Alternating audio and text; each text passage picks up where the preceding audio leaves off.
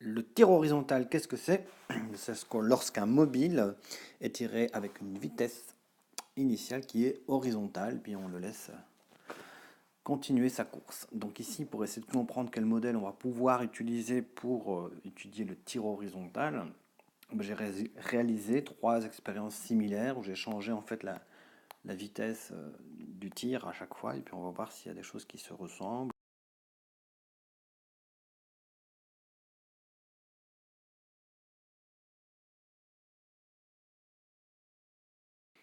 Première expérience, voici. Voilà, je la remets une fois. Ok, donc on a bien un tir horizontal.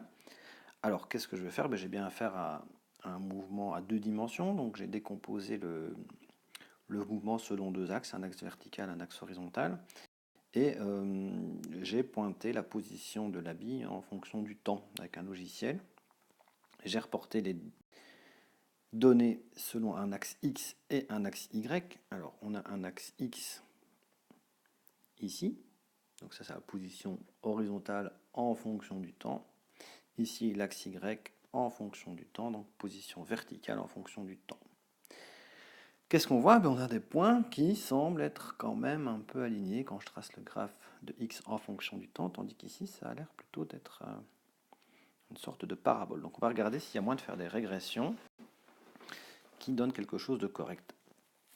Ah oui, effectivement, pour X, on voit que les points sont assez alignés, donc la position en fonction du temps varie comme une fonction du premier degré. Et ici, la hauteur en fonction du temps varie comme une fonction du second degré. C'est assez intéressant. Ici, on voit que le coefficient, c'est moins 2, 6, 2, 3. À vous de voir ce que ça veut dire.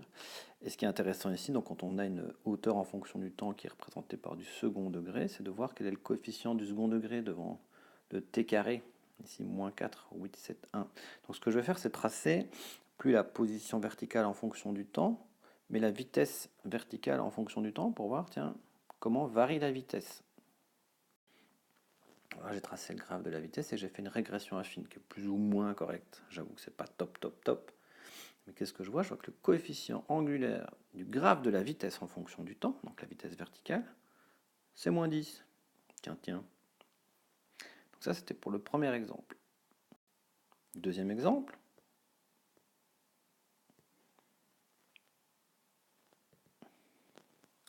Ah ouais, c'est mieux comme ça. Voilà, je vous la remets. Ok, donc ici on a un tir horizontal. On voit que la vitesse de départ était moins importante, hein. moins rapide, quoi. J'ai fait la même chose, j'ai pointé les positions de la bille en fonction du temps, reporté les données dans un graphe, donc position X en fonction du temps, ici, et la position verticale Y en fonction du temps. J'ai appliqué les régressions, une linéaire pour X, puisqu'on voyait que les points étaient assez bien alignés, et une du second degré pour Y, puisqu'on voyait qu'on avait plutôt affaire à une parabole.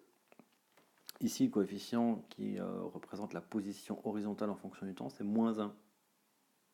On était dans le cas où ça allait moins vite. La vitesse horizontale était plus petite.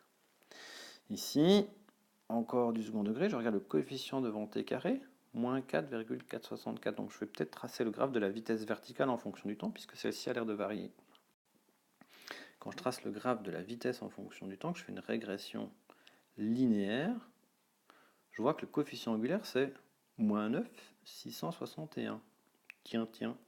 La vitesse varie en fonction du temps avec ce coefficient angulaire-là. Alors c'est intéressant aussi de regarder combien de temps a duré le mouvement ici. On a un mouvement qui a duré 0,36 secondes. Depuis le moment où la bille était au-dessus du meuble jusqu'au sol, il y a 0,36 secondes.